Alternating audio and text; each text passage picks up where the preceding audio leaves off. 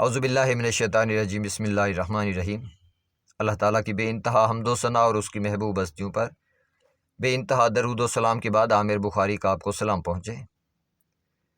ناظرین، میں نے سنا ہے کہ ہم انسان ہیں، لیکن مجھے انس نظر نہیں آیا سوسائٹی میں، لوگوں میں،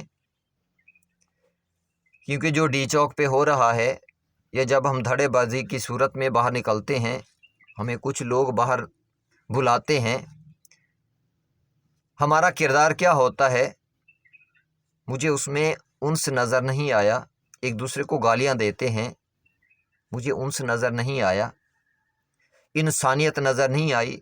حالانکہ اللہ تعالیٰ نے ہمیں بشر بنایا، پھر ایک فطرت عطا فرمائی جس کو انس کا نام دیا اس ذات نے، تاکہ یہ بشر انس کے ساتھ زندگی گزاریں، ایک دوسرے کے ساتھ مانوس ہو کے زندگی گزاریں، ایک دوسرے کی مدد کریں، ایک دوسرے کا احساس کریں، ایک دوسرے کی عزت کریں، ایک دوسرے سے پیار کریں۔ اس وجہ سے اس ذات نے ہمیں انس عطا فرمایا، اور یہ بشر اسی انس کی بنیاد پہ انسان کہلاتا ہے۔ لیکن بدقسمتی سے مجھے وہ چیز نظر نہیں آتی جو خدا کی عطا ہے۔ ہماری عادات اس فطرت پہ غالب آ چکی ہیں۔ اس کے علاوہ میں نے سنا تو ہے کہ ہم مومن ہیں، لیکن مجھے جو نظر آیا ہے، جو میری آبزرویشن ہے، وہ کچھ اور ہے۔ کیونکہ جب خدا پہ ایمان کی بات ہے تو یہ ایمان ہے کہ خدا ہماری شارک سے بھی زیادہ قریب ہے۔ جب اللہ تعالیٰ ہماری شارک سے بھی زیادہ قریب ہے، ہم اس ذات کے سامنے ہیں، تو اتنی بزرگ ہستی کے سامنے ہم کیسے غلط سوچ سکتے ہیں، کیسے غلط بات کر سکتے ہیں، کیسے غلط کام کر سکتے ہیں؟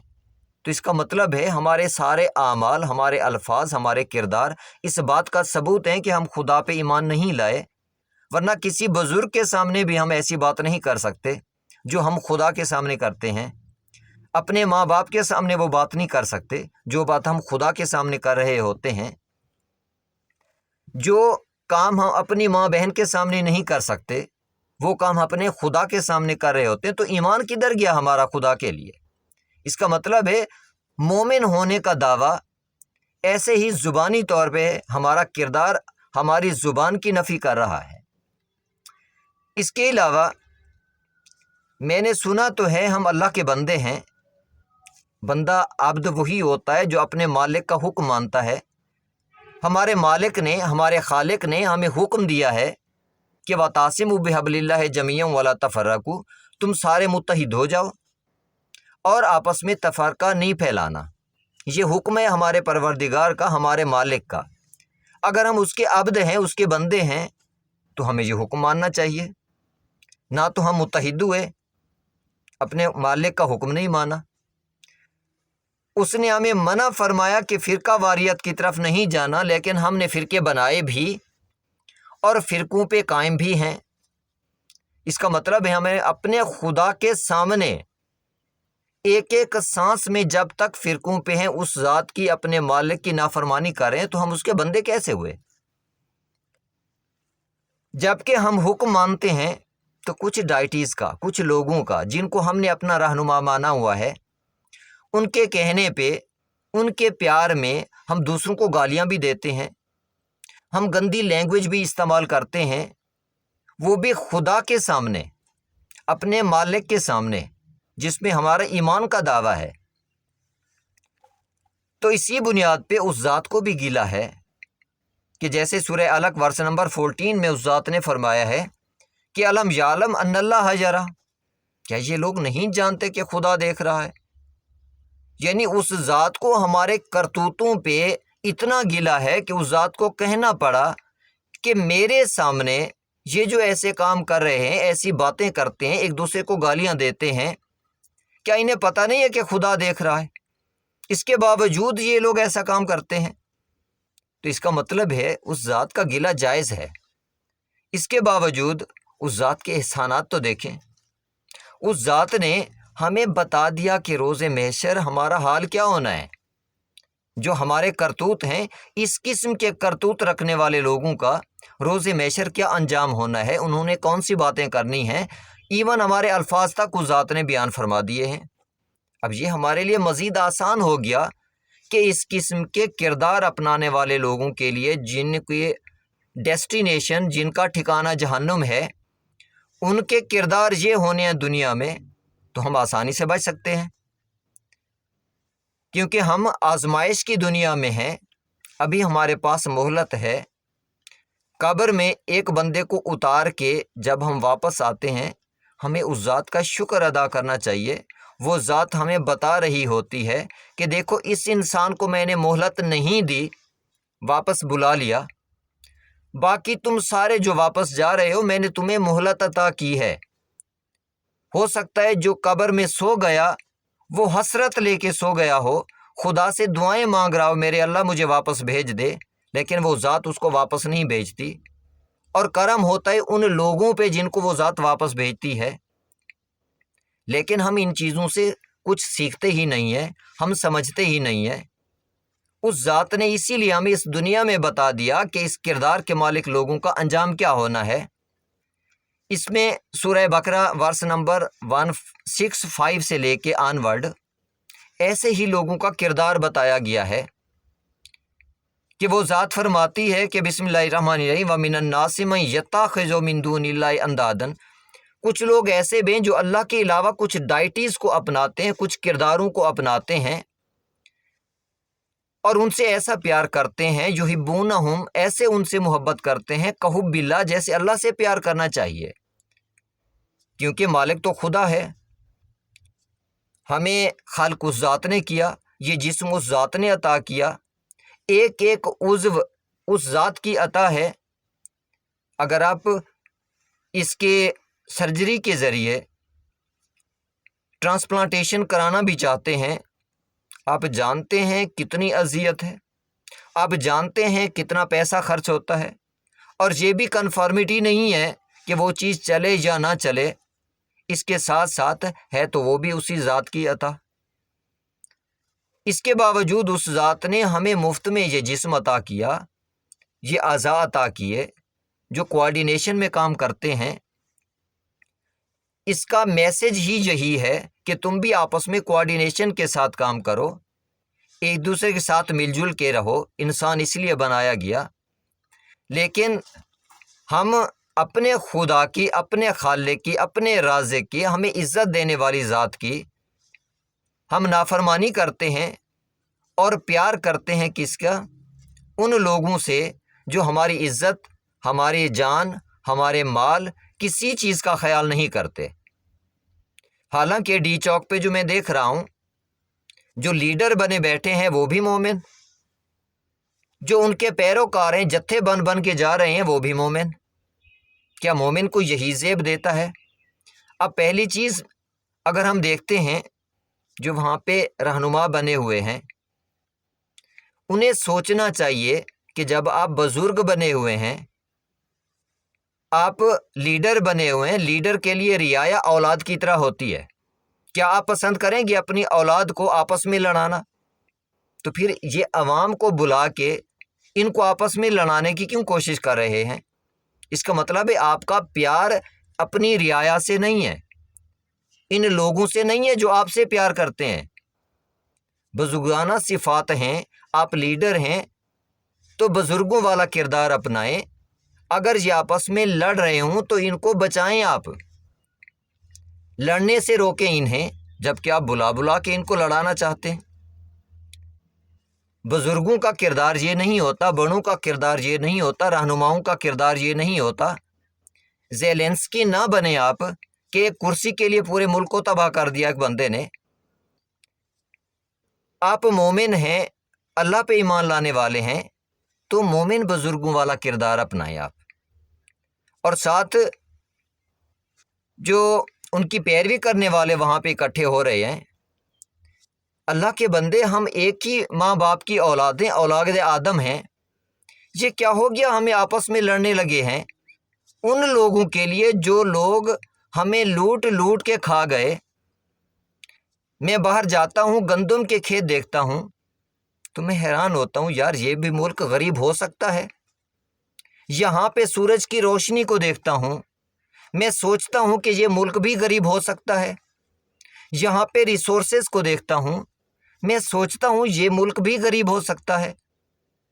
تو سوالیہ نشان تو ان رہنماؤں کے سر پہ آتا ہے کہ ان کی ایمانداری پہ آتا ہے کہ انتظام انہوں نے کیسا کیا، اس رزق کی تقسیم کیسے کی، جو گندم کے کھیت کو دیکھ کے نظر آتا ہے کہ خدا نے تہ در تہ کتنا رزق رکھ دیا ہے غلاف میں لپیٹ لپیٹ کے انسان کے لیے، اسی ریاست میں لوگ بھوکے سو جاتے ہیں۔ تو اس کا مطلب ہے ہماری تقسیم میں فرق ہے، ہمارے بڑوں میں فرق ہے، ہمارے رہنماؤں میں فرق ہے، انہوں نے ایمانداری کا مظاہرہ نہیں کیا، اس کے باوجود ہم انہی کی پیروی کر رہے ہیں۔ حالانکہ اللہ تعالیٰ نے ہمیں عقل و شعور عطا فرمایا ہے تاکہ ہم دوست دشمن کی پہچان کریں، اس کے باوجود ہمیں اس نعمت کا احساس تک نہیں ہے۔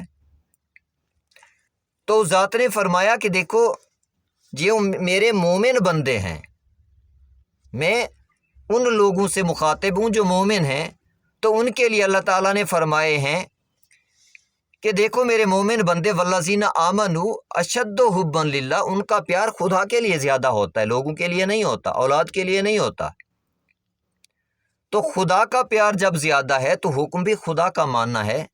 تو خدا تو یتیم تک کے سر پہ شفقت کا ہاتھ رکھنے کا حکم دیتا ہے، خدا تو غریب کو کھانا کھلانے کا حکم دیتا ہے۔ یہ لوگ ہم سے کھانا چھینتے ہیں، ہمیں غریب کرتے ہیں، ہمارا پروردگار فرماتا ہے کہ غریب کی مدد کرو۔ ہمیں غریب کس نے کیا؟ ہمارے ان رہنماؤں نے۔ خدا نے تو نعمات کی کوئی کمی نہیں چھوڑی اس ریاست میں، اس زمین پہ، لیکن اس زمین پہ بسنے والے غریب جو ہیں ان کو غریب کس نے کیا؟ غیر منصفانہ تقسیم نے۔ تو اس لیے ہمیں سوچنا چاہیے ان کے بارے میں، اگر ہم مومن ہیں تو ہمیں عقل استعمال کرنی چاہیے، اپنے خدا کا حکم ماننا چاہیے۔ تو اس کے بعد اس ذات نے فرمایا کہ روز محشر کا ایک سکیچ دیا اس ذات نے، اس پہ دونوں نے غور کرنا ہے، میرے محترم لیڈر وہاں پہ جو بیٹھے ہیں انہیں بھی غور کرنا ہے، اور میرے بھائی وہاں پہ جو اکٹھے ہو رہے ہیں، میری بہنیں اکٹھی ہو رہی ہیں، ان کو بھی سوچنا ہے، اس پہ غور کرنا ہے۔ اس ذات نے فرمایا کہ وَإِذْ تَبَرَّ الَّذِينَ اتُّبِعُوا، جب تبرہ کریں گے قیامت کے دن کون لوگ؟ الَّذِينَ اتُّبِعُوا، جن کی اتباع کی گئی، جن کی پیروی کی گئی، جن کا حکم مانا گیا، جب وہ دنیا میں لیڈر بنے ہوئے تھے جو لوگ، قیامت کے دن جب وہ تبرہ کریں گے، کن سے تبرہ کریں گے، کن پہ تبرہ کریں گے؟ من الذین تابعوا، ان لوگوں پہ تبرہ کریں گے جنہوں نے ان کی اتباع کی، ان کا کہا مانا۔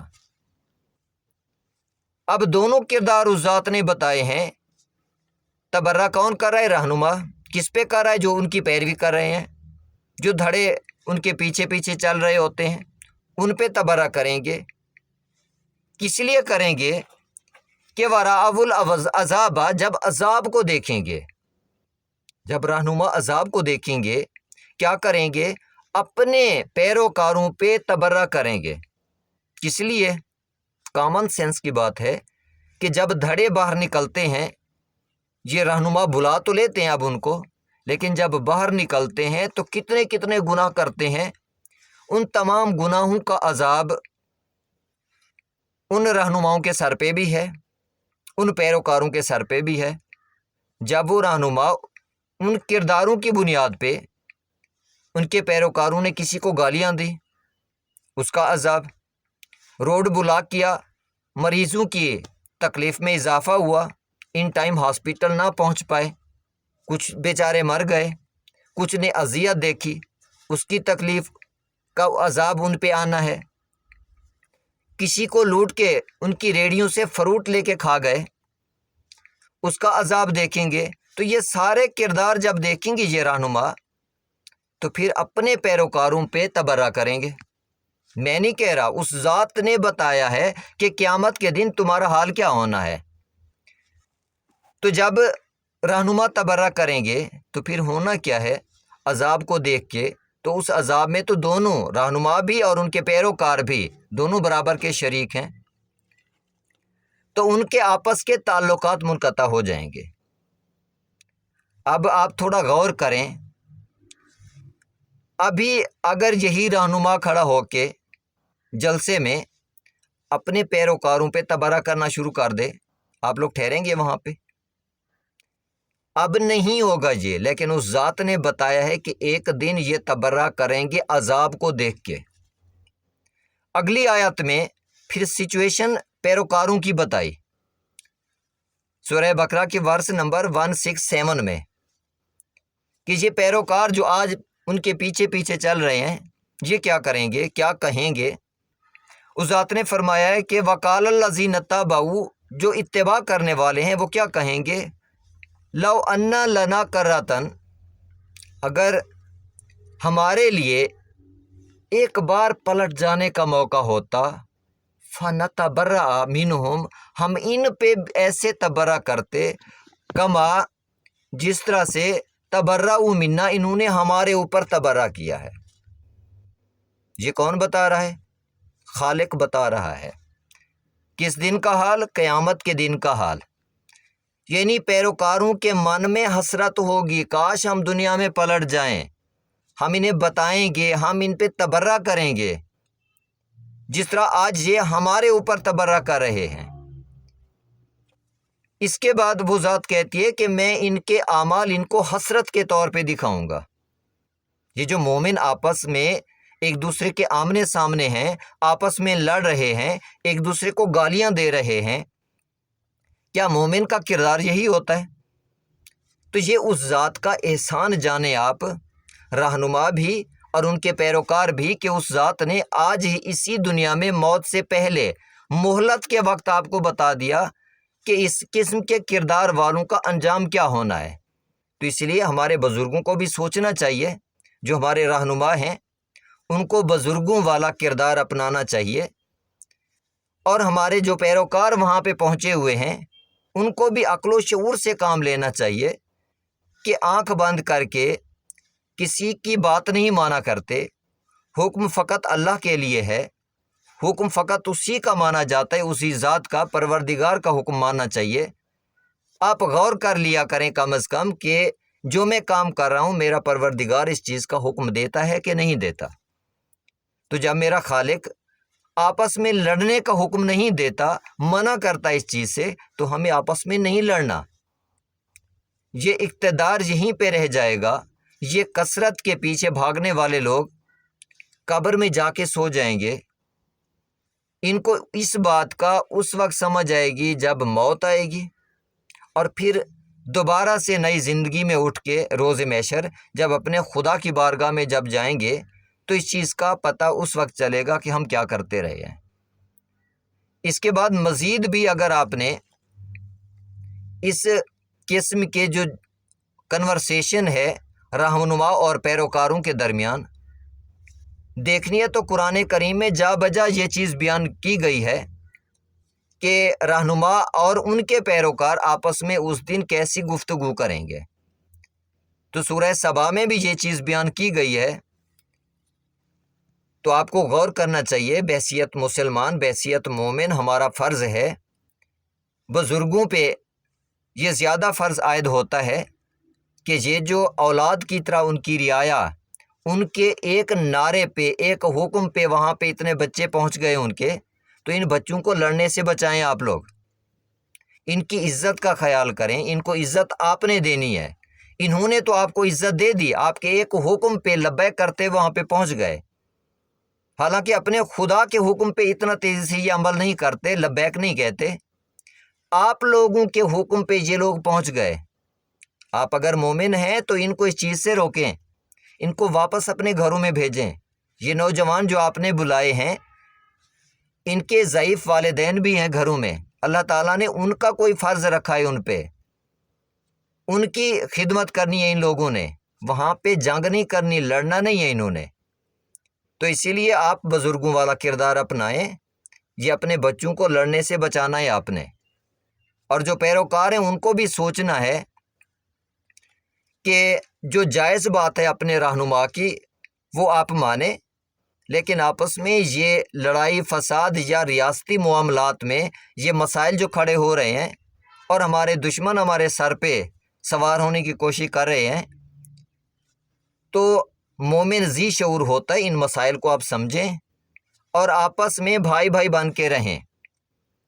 میری دعا ہے سارے آپ اللہ کی امان میں رہیں، ہو سکے تو میرے لیے بھی دعا کیجئے گا۔ ہو سکتا ہے یہ ویڈیو تھوڑی سی تلخ ثابت ہوئی ہو، تو اس کے لیے میں معذرت خواہ۔ اللہ کی امان میں رہیں۔ اللہ حافظ۔